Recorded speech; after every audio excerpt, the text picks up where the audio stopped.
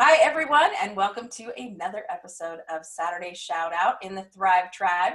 Today, I'm very excited to have my friend and fellow educator and fellow Thrive Tribe member, Melinda Conde, here to tell us a little bit about herself. It's time for us to get to know her story, just like we want to know everyone's story in the Thrive Tribe. So welcome, Melinda. Thank you for inviting me. You're amazing. Oh, thanks. I don't know about all that, but why don't you remind our Thrive Tribe, or remind me, I know, but how we met. How do we know each other, Melinda? So I think it was few years now, that you came and did a training for administrators at our district office. And you were talking about all these validating things. And I was like, yes, this is my person. About relationships with kids and connections with your staff and where you came from and your story. And we're very, very similar in so many ways. And I thought, wow, this is awesome. And she does this for a living. Wow. And so it was perfect match made in heaven from there. That's why when, we did our little emails back and forth, I said, oh, you are so my person. I said, do I sound weird? No, I don't care. So that's how we initially met. And then we've done some trainings with your sister from another mister, Jessie Fuller, who is an angel from heaven. Yes. I wish I had all her energy and her crazy hair. I love it. So we did some trainings with our staff after that with Jessie. And so I've gone to, I think, a total of 6 or 7 between the two of you, trainings on SEL, everything from SEL to mindfulness to leading with purpose. And so I've been blessed for sure.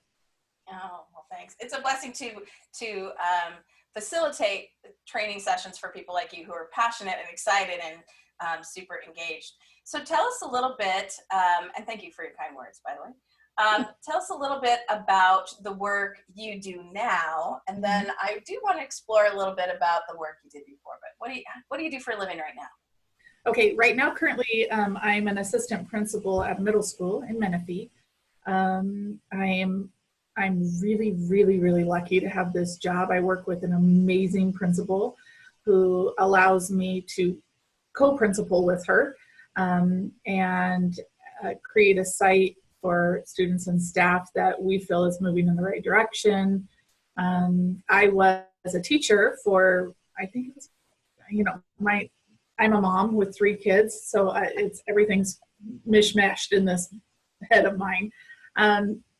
So I was a teacher for 7 years, a math teacher for at-risk population, which I always say I'm going to go back to teaching before I leave the whole education profession, because that's my passion. And then I was a curriculum coach for a couple years in the same district, and now I'm here in this seat and looking forward to a principalship soon. Nice. When you, what do you find in the different seats in education that you just mentioned? Being a teacher for At Promise Youth, being a math coach, now being an administrator. What are the similarities and differences that you see? Well, I think in general, everybody has that love of kids. I think that their purpose is to get kids to a better place, regardless of what content you teach. And I think the biggest difference from my seat now to my seat when I was a teacher is that the multitude of stories and mental health concerns you see within, especially preteens to teens, that very odd adolescent growth time, the multitude of mental health concerns you see can be very, very overwhelming. The stories that we hear are incredible, incredibly sad, incredibly empowering. The things that kids are able to go through and quote unquote get over and move forward with are just, it's pretty amazing. And to know kids' full story to know where they came from, to know what they need, to know how they work. And if you really take care of that mental health side of things, they are so able to flourish. It's amazing to see. But that's the biggest difference. The biggest difference, I think, is knowing. Am I doing something weird on your end? I hear some weird noise. Okay, so the knowing kids' stories, because you have the time and the energy, and really, as you're in this seat, you're getting inundated with that,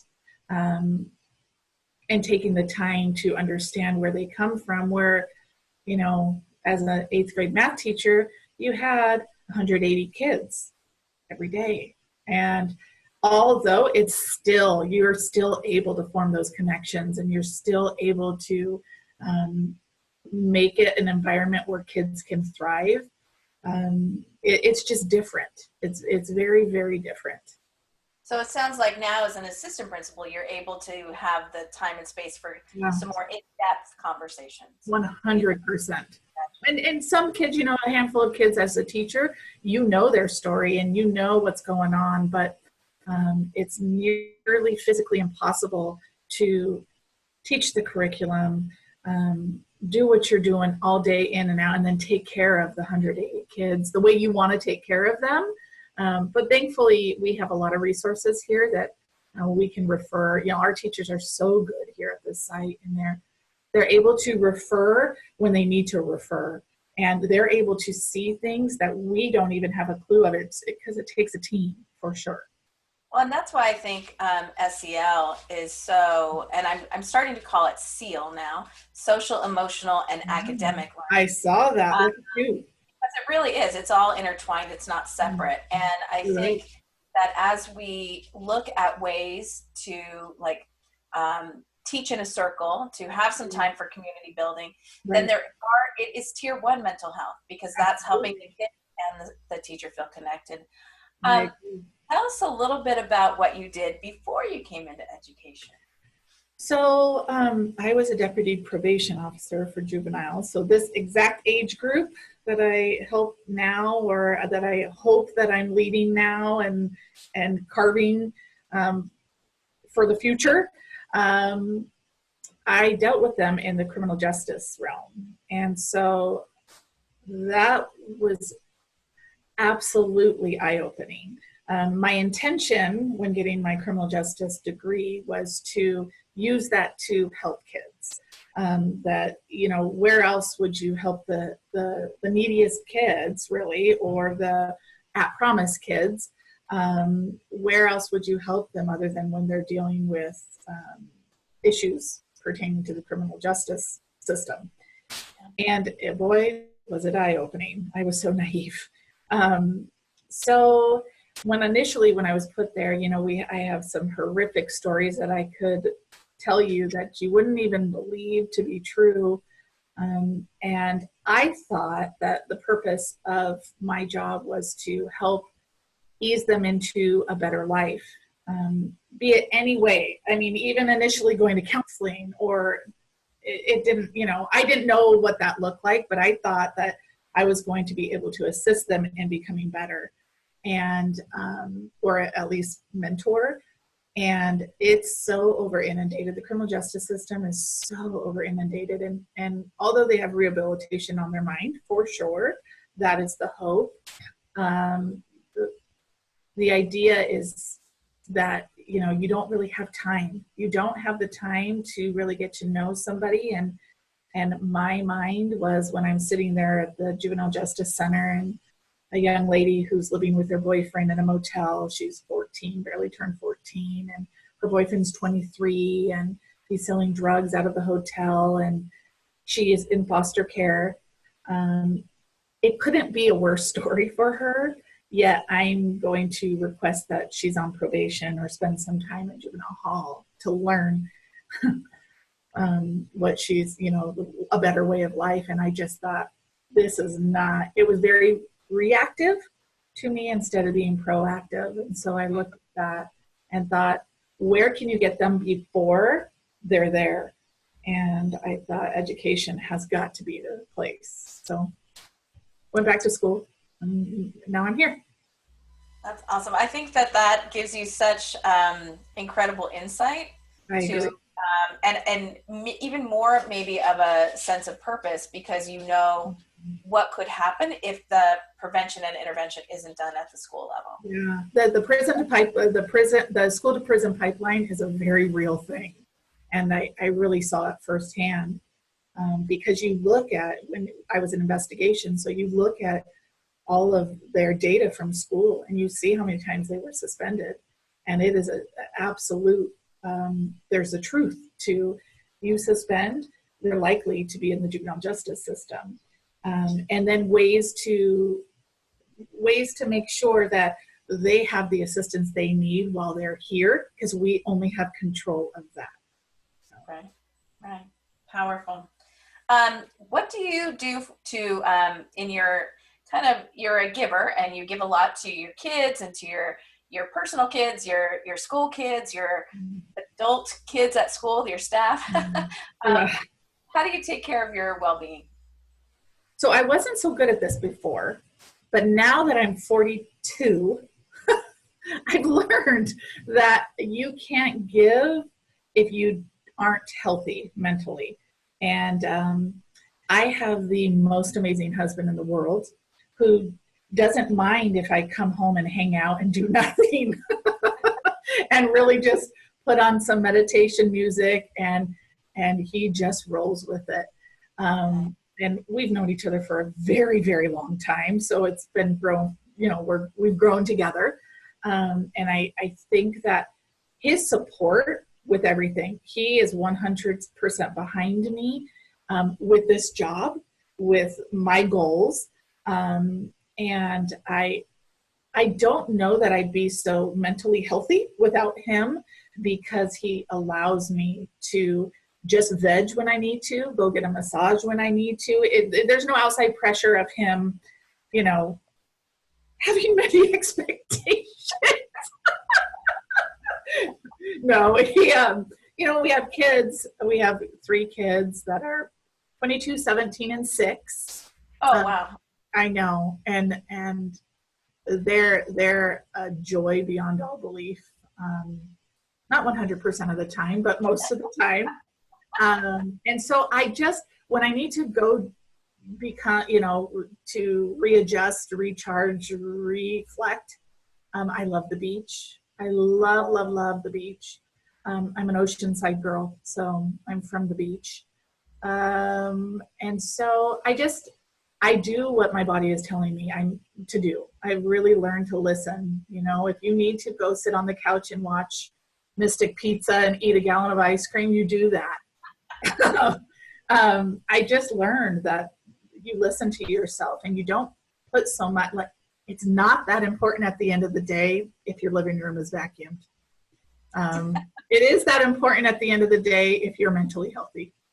Absolutely. It reminds me of, we put a lot of pressures on ourselves besides the pressures we get from the outside world. And so one of I like to say is, don't should on yourself. Right. We give ourselves a lot of shoulds, and that's we should a great. Shoulda, woulda, coulda. Exactly. All right. So I'm gonna. Let me ask you one more question before we move on. What do you? We have, I think, over 2,100 members in the Thrive Trip. You're crazy. awesome. It's April. Well, no, it's the group. So I think you're pretty. You're. I'm telling you, it comes from the heart. Well, thank you. For sure. What do you, just because this interests me, what do you like about being part of that group? So I love seeing the posts that, quick, easy ways that you can nourish your staff, because there's so much that goes on in the day here and at home that things get placed on the back burner, and then all of a sudden you look behind you and your back burner is 12 deep. And so you're like, wait a minute, I meant to do A, B, and C. And I'm really big on empathy and not just empathy, but, positive reinforcement. What works with kids works with adults. And you remind me of that when I'm vegging, and I'm looking through my feed, and I'm like, yes, that is what I need to do on Tuesday. And so, or just even the quotes that give you that extra oomph that you need maybe to go throughout the day, and interesting articles that might, you might want to give your staff on different thought processes. And I love the resources, and I love that you're a really, really thoughtful person. And so you make me happy when I look at them. And so you do. And so, and other people, even when you're vulnerable, even when you're vulnerable, it makes me excited, because it's like, oh, wow, she's human too. We just need to see that, I think, as women, or just people, that we need to see that it's okay to have, to maybe have an off day, or think about, oh yeah, shoot, I should have done that like 3 weeks ago. Okay, it's never too late. Yeah. Right. Well, and originally the Thrive Tribe group started out, I was just for, individual well-being. Yeah. And because I happen to know a lot of educators, yeah. they sort of filled up with educators. And so I started posting education articles in there. But then I was like, there's non-educators in there that are probably like, we don't really care about these teaching practices. Right. So then I started the Better Educators group. Mm-hmm. And I think there's about 500 and something in there. And then just in the last week, I decided, I'm going to start another group for leaders and give some resources there that are particularly meaningful for leaders, regardless of whatever business you're in. And it really crosses over. Yeah, it really crosses over. A lot of this stuff, I mean, it doesn't, other than teaching practices, of course, but I worked, my first job was at Baskin Robbins, scooping ice cream. My brother worked at Baskin Robbins. That's another have it common. I know. And so I've worked in many, many places, both private and public. And so you really, lots of stuff bleeds over. What's good here is definitely good out there. Absolutely. And with your family. Oh yeah. So here's, this is from my little deck of kind of happiness facts. Awesome. And table topics conversation. So it gives you a fact that builds happiness, and then a question. Okay. So the first fact that builds happiness is, it says, do work that interests you. Mm-hmm. The question is, how does work contribute to your happiness or take away from it? So obviously when you're dealing with kids, it could both be, you could leave really happy, and you can leave really sad, or, frustrated, because you only have so much control over their lives. But for the most part, I'm a big believer in every day's a new day, especially with kids. You don't hold grudges, because they don't understand that. And I enjoy going out there in the hallways and being in classrooms every day to see their faces, and to, recognize them enough to see when they're having an off day, to maybe pull them, give them a hug, and tell them, what do you need? Do you need anything? And let them be okay with understanding that we're humans first, I'm at heart, and all that other stuff comes. It absolutely comes. But so that's the biggest blessing I think that I get. I am very nourished here with these little souls, and the teachers that we have. They're amazing. And even though they go through their own stuff, we talk about it, the bell rings, and then they're off to teaching. And you walk through and you're like, you'd never know. So they get the best of them every day. And that's pretty awesome too. So that's really the end of the day. I leave, and although I'm exhausted mentally, physically, and some days more so than others, I'm so blessed to be able to work with one of my greatest friends, the principal here, and the greatest staff, and the kids, because we have a pretty at promise population, and they go through a lot of things. So you've done your job when they're able to come up to you and tell you, had a really hard night last night. If you could pull me at some point during the day so I can talk to the counselor, that'd be great. You've done your job. Right. And everything that you said really goes back to the foundations of belonging and connection, both with staff, with students, that's what feeds us. And I think sometimes we forget how important that is. We just don't think about it. We feel it. Right. But that's, just drives home again. It confirms for me how we need to teach people in the public sector and in the private sector how to build that in their workplace and in their community. Right. So the next statement says, joining a group that meets even once a month produces the same happiness gain as doubling your income. Wow. So the question is, what kind of group would you want to join? If you were going to join a group. I think it would be a just empowerment group. I kind of feel that way when I go to your trainings, where it's like I learn something new. Even if it's something I've heard before, you can only take in so much each training. My soul is flourishing because I'm doing all these things with people that I really, really like, which is the admin team and other, my teachers, if we're working in the library learning about SEL, little team building things. And so it's almost like an empowerment group where you learn a little something. Even from others who might be sharing. I think knowing that the relationship piece, like we just talked about, the leadership relationship piece, I think it's something along those lines. I would absolutely be there in a heartbeat. Especially if it's once a month, I can do that for sure. All right, we'll keep that in mind. Maybe we'll do one of those.